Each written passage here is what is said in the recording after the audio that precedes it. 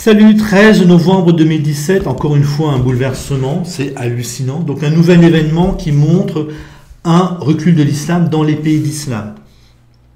En gros, la Tunisie se met à tolérer l'homosexualité. Tolérer, ça veut dire que ce n'est pas légal, mais l'homosexualité ne déclenche pas une haine déchaînée, ne déclenche plus une haine déchaînée en Tunisie.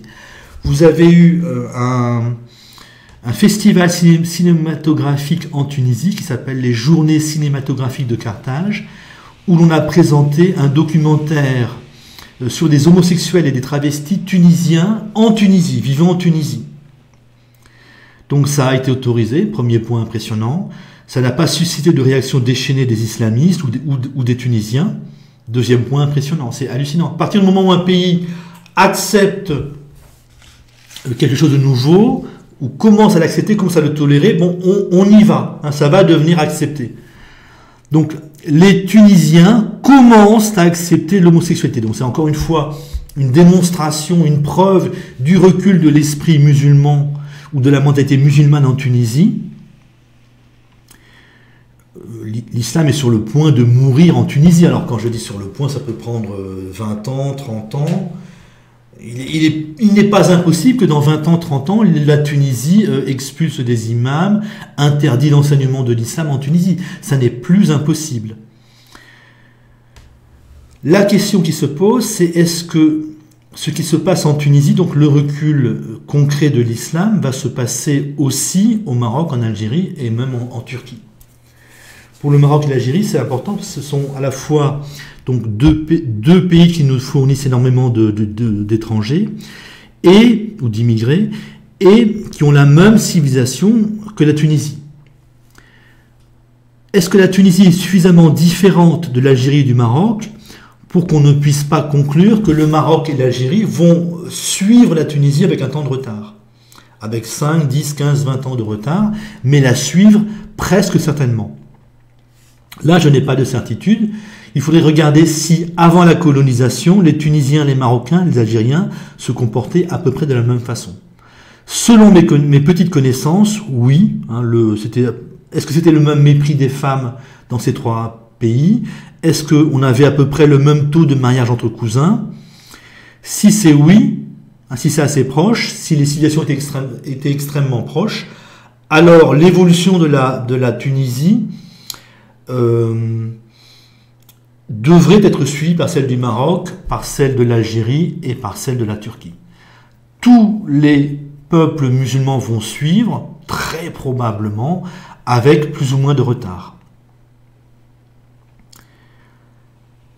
Donc, grande nouvelle, hein, les Tunisiens tolèrent l'homosexualité. Il est très probable que le Maroc et l'Algérie vont suivre. Et donc pour nous, ça a des conséquences énormes et positives. Donc pour nous, les Français de base, nous sommes soulagés. C'est bien la preuve que l'islam recule, qu'il n'y aura pas une montée de l'islam radical au Maghreb. Là, on en est quasiment certain. C'est la preuve que l'islam, même l'islam traditionnel recule, va être de plus en plus mis à l'écart.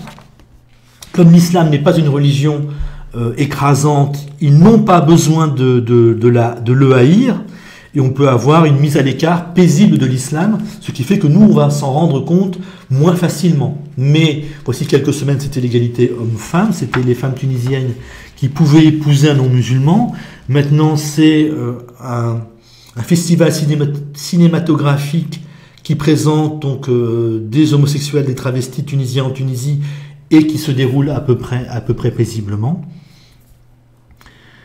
Donc, on a un recul de l'islam évident. Pour nous, c'est un soulagement.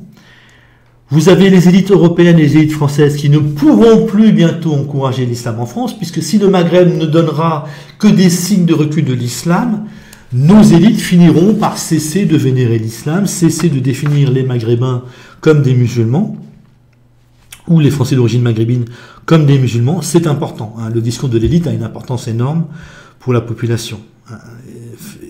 Ce que j'ai constaté, c'est que les élites finissent par imposer leur vision du monde à une bonne partie de la population.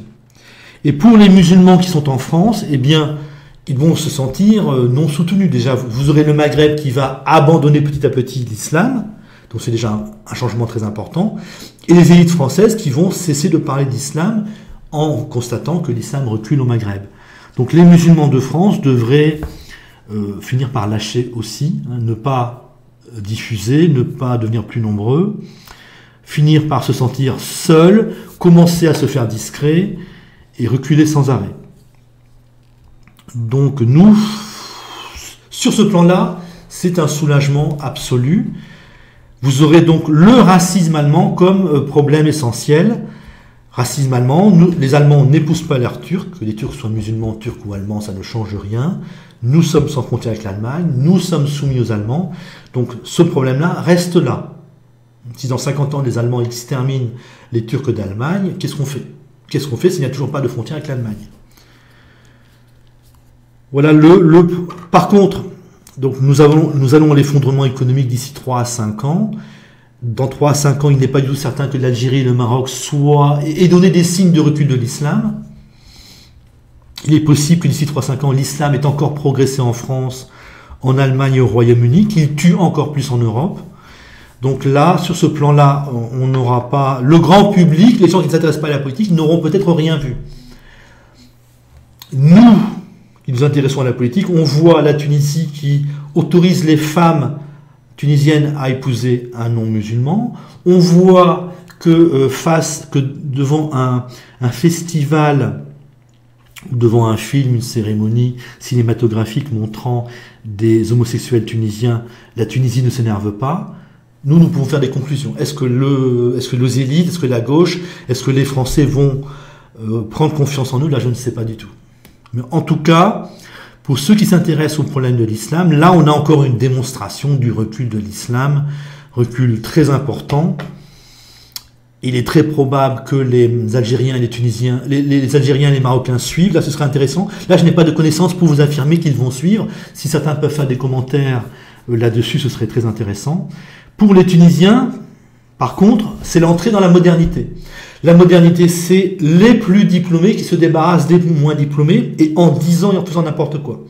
Pour vous donner la démonstration de ce que c'est que la modernité ici en France, concrètement, c'est 140 000 Français qui quittent la France chaque année. Le monde dans lequel entrent les Tunisiens, c'est notre monde, le monde de la laideur, de l'argent, de la médiocrité, des gens à la rue, des gens qui meurent à la rue, et des connards de diplômés de l'enseignement supérieur qui passent leur temps à dire n'importe quoi. Donc pour les Tunisiens, c'est une mauvaise nouvelle. Moi, je considère ça comme une mauvaise nouvelle. Vous entrez dans une sorte de dégénérescence qui n'est pas celle des mœurs. Ce n'est pas parce qu'on accepte l'homosexualité qu'on devient des dégénérés, c'est parce qu'on aime l'argent, parce que l'argent devient notre valeur essentielle. Mais nous avons vu, Français, que nous entrons dans cette mentalité-là d'adoration de l'argent par la libération des mœurs. On jouit, on fait ce que l'on veut. Ça se termine par l'amour de l'argent dans la veulerie, la bêtise, l'appauvrissement d'une partie toujours de plus en plus grande de la population. Donc pour les Tunisiens, c'est l'entrée dans un nouveau monde, qui est un monde d'appauvrissement des plus faibles sur le marché du travail, qui est un monde de laideur, qui est un monde de médiocrité, qui est un monde d'adoration de l'argent. Salut.